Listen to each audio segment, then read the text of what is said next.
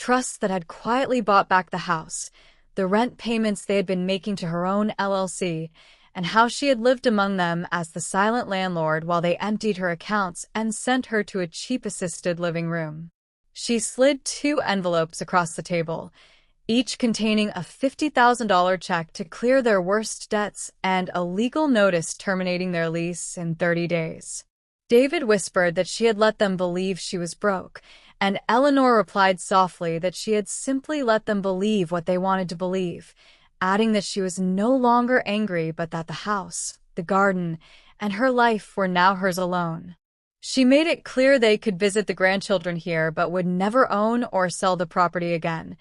emphasizing that family was not something to be flipped for profit and that Robert's quiet investments had ensured she would never need their permission to live freely. 30 days later, David and Lisa moved out in a rented U-Haul, leaving behind the incomplete renovations, the mismatched counters, and the stripped garden. Eleanor hired the original contractor they had stiffed and paid him double to restore everything to its warm, lived-in beauty: the wooden porch railing, the flower beds, and the cozy rooms filled once more with her cherished belongings. By August, the house felt like home again, and her grandchildren,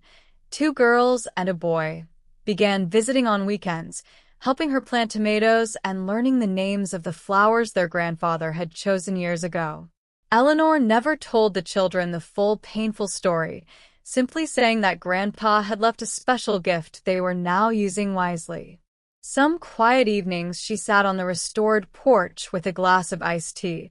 speaking softly to the empty chair beside her as if Robert were still there, thanking him for the patient love that had grown into security and freedom. The portfolio continued to grow, reaching over $9 million within a year, allowing her to set up college funds for each grandchild and a small scholarship at the local community college for women returning to school after raising families. David and Lisa had moved to a smaller apartment 2 towns away and sent polite birthday cards, which Eleanor answered kindly, but without offering more. At 75, she still pruned her own roses, slept in the bed she had shared with Robert for 48 years, and kept the small wooden box on the mantelpiece, now holding the flash drive, the empty safe deposit key, and a new note she had written for her children if they ever needed to understand.